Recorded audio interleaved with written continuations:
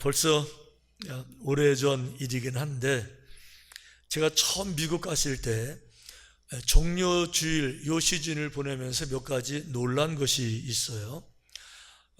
미국에도 종료주일, 이 팜트리를 지킵니다. 주님께서 나귀를 타고 성입성하실 때 종료라는 말이 이 야자나무가 팜트리잖아요. 저 끝에 이렇게 잎사귀가 갈라져 있는 저런 모든 나무를 팜트리라고 부르는데, 이 종료주일을 지키고 이 종료주일에 특히 사순절 시작하는 그 애시 웬스데이에 미국 사람들은 이 종려나무 가지를 태워서 이 재를 물에 타서 이마에다가 이렇게 십자가를 긋고 다닙니다. 내 죄를 용서해 주옵소서, 뭐 그런 뜻으로 이렇게 내가 주님께 회개합니다. 십자가를 의지합니다. 이러고는 하루 종일 그냥 잘 때까지 그렇게 다니는 분이 너무 많은 거예요. 식당에 가도 이런 분 계시고 쇼핑하러 가도 이런 분이 계시고, 이게 저는 굉장히 어색했었어요. 미국 문화가 그렇습니다. 미국은 기독교 문화이기 때문에 의외로 많은 사람들이 종료주의를 진지하게 받아들이는데, 올해도 그런 한 이슈가 있었어요. 지난 그 애시 웬스데이 얼마 안 됐잖아요. 미국의 국무총리, 마코 루비오 국무총리예요. 이분이 이제 정부의 정책을 발표해야 되는데 그날이 마침 애시 웬스데이였었어요.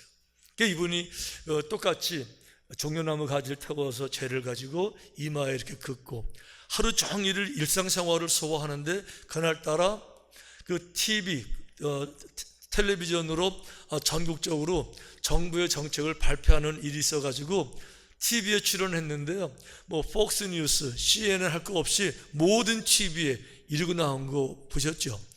이분이세요. 이게 지금 기독교 TV가 아닙니다. 저기 폭스뉴스예요. 브레이킹 뉴스로 나오는 겁니다.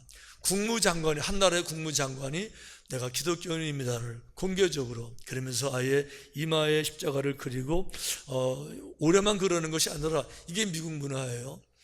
이게 저한테 굉장히 생소했었던 그런 기억이 나고, 저도 나중에는 따라서 이러고 하루 종일 살았던 그런 기억도 납니다.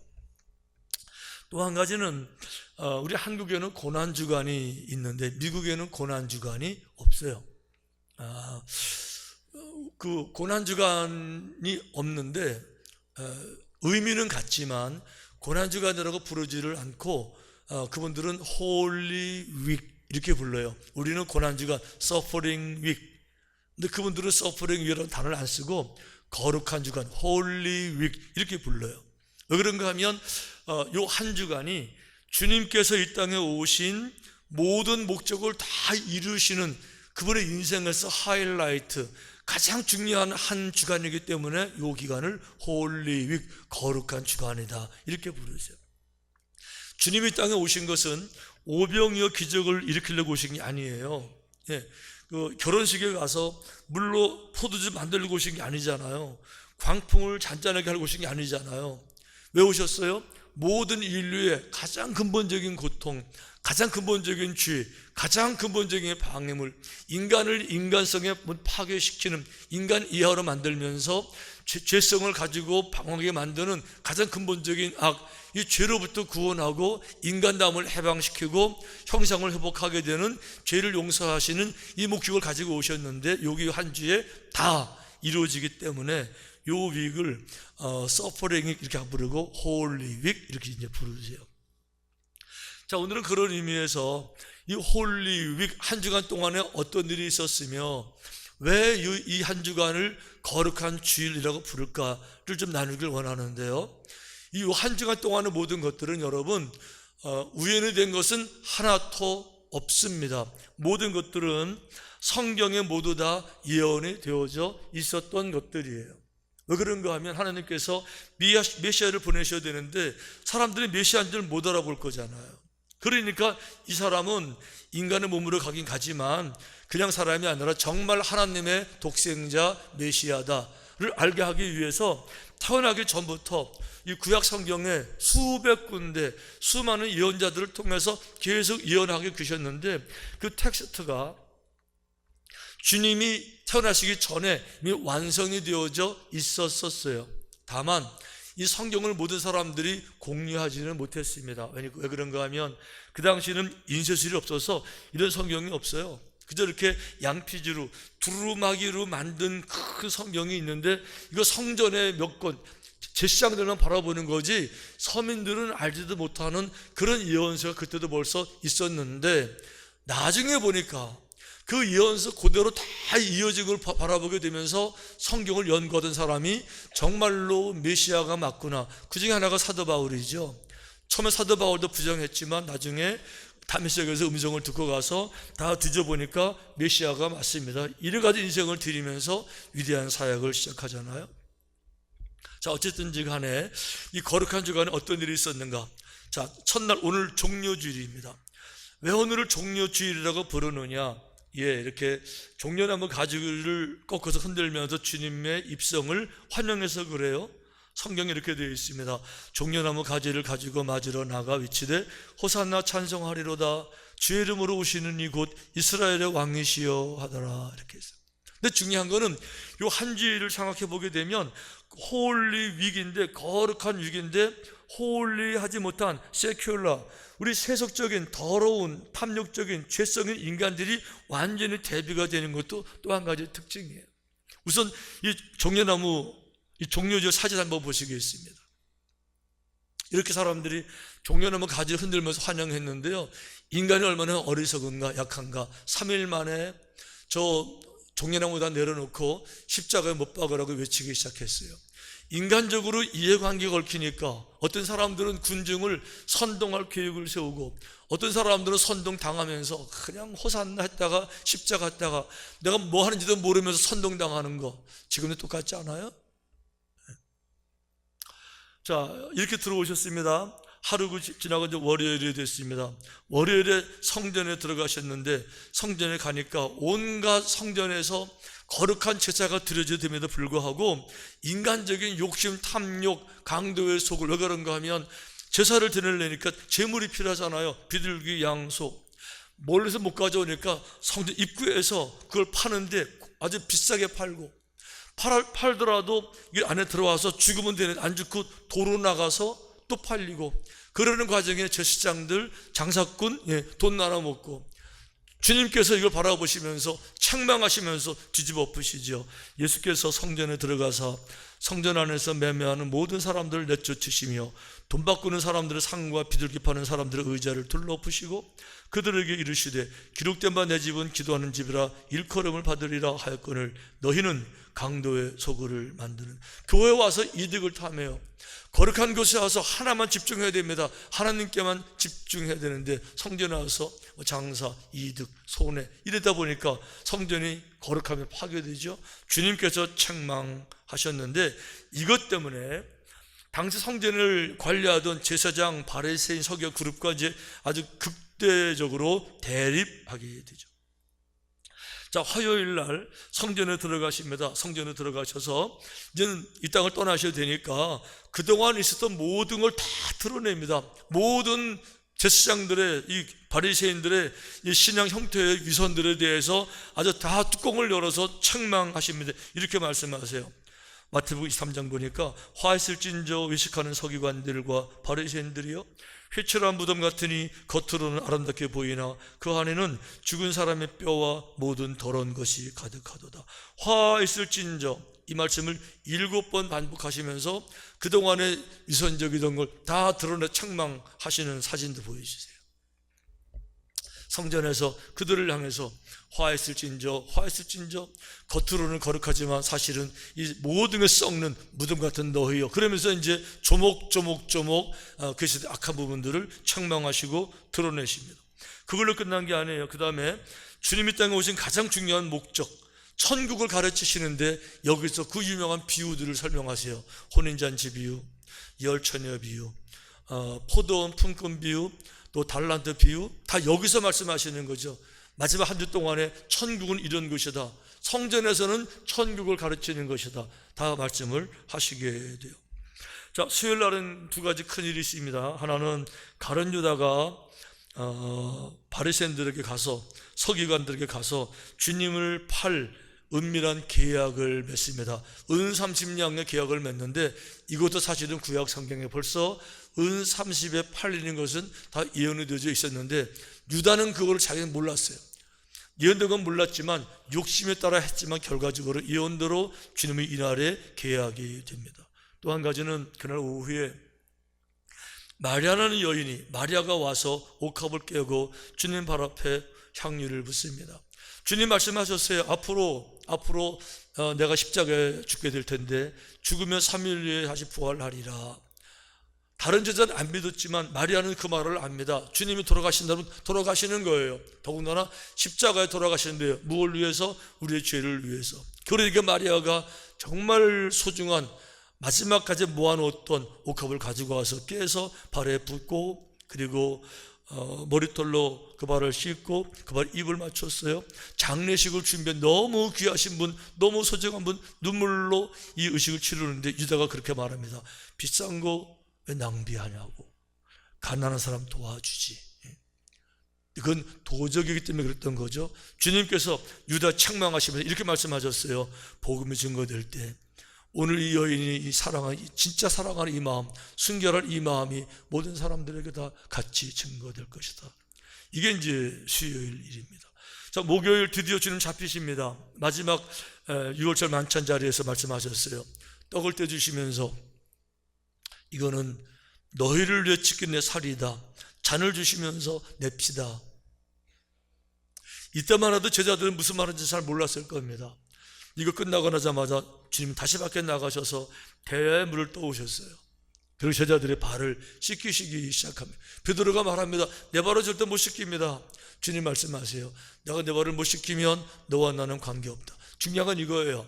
내가 너와 관계없다가 아니에요. 네, 나는 여전히 베드로를 사랑할 거예요.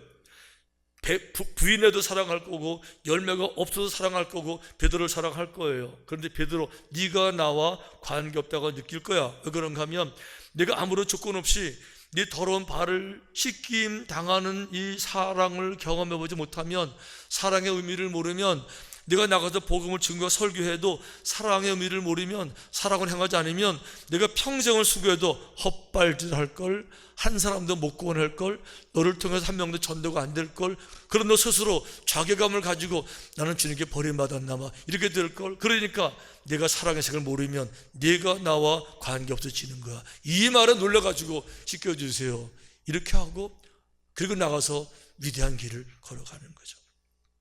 그리고 그걸로 끝난 게 아닙니다. 주님께서 자, 내 마음이 너무 죽게 생겼으니 너무 힘드니까 기도하러 가자. 이거 이제 겟세마네 동산에 가서 기도하시는 거죠. 제자들에게 말합니다. 내가 너무 마음이 힘드니까 나를 위해 기도하라 하고 같이 기도했는데, 한동안 기도도 가보니까 자고 있어요. 흔들어 깨우면서 나를 위해 기도해 달라니까 또 자고 있어요. 3번이나 반복해요. 주님 말씀하세요. 나를 위해서, 아니 기도하라 1시간 더 깨어있지 못하느냐? 시험에 들지 않도록 깨워서 기도해라. 근데 마지막까지 베드로는 결국 기도하지 못하고 시험에 들게 되지만, 저는 이 말씀은 여러분들에게 이렇게 도전하고 싶어요. 다른 때는 모르지만 고난 주간 한 주간만큼은 깨워서 기도합시다. 아멘. 고난 주간 한 주간만큼은 깨워서 기도해 보자는 거죠. 자신의 삶에 한번 진지해 보자는 거죠. 바쁘다고 핑계대지 말고 힘들다고 말하지 말고 고난주간 한 주간만큼, 다른 건 다 지루하더라도 십자가 생각하면서 고난주간만큼 주님께 우리 마음을 드려보자, 그런 얘기 하는 건데, 어쨌든 간에 베드로는 결국 3번 부인합니다. 어떻게 됐습니까? 밖에 나가서 통곡합니다. 엉엉웁니다. 그리고 이제 결국은 요날 가룟 유다가 병정들을 데리고 와서 지금 잡히세요. 이리고 이제 목요일 밤에 잡히셨는데, 금요일 새벽 1시, 2시, 3시 금요일 새벽에 엉터리 재판 막 하면서 금요일 오전에 사형 판결이 납니다. 주님께서 십자가를 지고 골고다 올라가시는데 너무 힘들고 어려우니까 구레네 시몬이 대신 십자가를 지고 올라가셨어요. 그리고 이제 12시부터 십자가에 달리시게 되는데, 십자가에 달리실 때 성경에 보니까 어둠이 임해서 이건 그냥 사진이고요. 성경적으로 말하면 이렇게 안 나오는 거예요. 왜 그런가 하면 12시부터 오후 3시까지 이 땅에 어둠이 많은데 해가 구름이 가려서 그냥 뿌연 날이 아니라 완전히 밤처럼 어둠이 임하는 거예요. 이 시간에요. 무슨 얘기하고 있어요? 천지 창조의 질서가 깨지는 거고, 다른 성경에 보면 이 시간 똑같은 시간에 지진도 났다고 그래요. 천지 창조의 질서가 탄식하는 거고 하나님이 탄식하시는 그런 장면이 현실적으로 자연적으로 나타나게 된 거죠. 그리고 토요일 날, 이날은 충무의 날입니다. 병사들이 무덤을 지키고 있어요. 그리고 이날은 안식일이기 때문에 사람들 왕래가 안 되니까 이제 이날은 아무도 움직이지 않는데, 오늘 다음 주일죠, 부활주일 새벽에 주님 드디어 부활하시고 제자들에게 나타나셨어요. 그리고 제자들이 너무 놀랄 때 이렇게 말해요. 너희는 마음에 근심하지 말라. 하나님을 믿으니 또 나를 믿으니. 여기서 근심하지 말라는 엄격히 말하면 don't afraid, 이렇게 두려워하지 말라 그런. 왜? 영이신 주께 나타나시니까. 분명히 돌아가셨는데 나타나셨어요. 얼마나 무서워요. 두려워하지 말라, 근심하지 말라. 너희는 마음에 근심하지 말라. 하나님을 믿으니 또 나를 믿어라. 이렇게 한 주간이 지나갔습니다. 이렇게 해서 우리들은 이 한 주간을 홀리 윅, 하나님의 뜻을 이룬 거룩한 주간, 이렇게 불러요. 그런데 이 거룩한 일들을 이루시기 위해서 사람들로 하여금 알게 하기 위해, 인정하게 하기 위해서 예언을 수없이 많이 하지요. 대표적인 게 이사야입니다. 그런 예언 하잖아요. 그는 실로 우리의 질고를 지고 우리의 슬픔을 당하였거늘 우리는 생각하기를 그는 징벌을 받아 하나님께 맞으며 고난을 당한다 하였노라. 600년 전에 이런 예언하는 거예요. 600년 전에 이미 이 문서가 그 시대 성전에 문서로 남아 있었었죠, 성경으로. 그런데 여러분 그거 아세요? 다윗도 메시아의 탄생을 예언했던 거. 다윗이 시편 22편에 1인칭으로 나는 이란 의미에서 메시아 입장에서 나라고 말하면서 메시아를 예언하는 유명한 성경이 있습니다. 이렇게 되어 있습니다. 나는 본래요 사람이 아니라 사람의 비방거리요 백성의 조롱거리이니이다. 또 이런 얘기도 합니다. 내 힘이 말라 질그릇 조각 같고 내 혀가 입천장에 붙었나이다. 주께서 또 나를 죽음의 진토 속에 두셨나이다. 다윗은요 그 혀가 입천장에 붙은 적이 없었어요. 주님이 십자가에서 입천장에 붙어서 I'm thirsty, 내가 목마르다. 그리고 다윗은요 죽음의 진토 속에 던져본 적이 없어요. 시체가 돼가지고 죽음 공동묘지 묻혀본 적이 없다고요. 주님께서는 시체가 되셔서 죽음의 진토 공동묘지에 묻히셨잖아요. 또 내 옷을 나누며 속옷을 제비 뽑나이다. 아무도 다윗의 옷을, 속옷을 제비 뽑아본 사람이 없어요.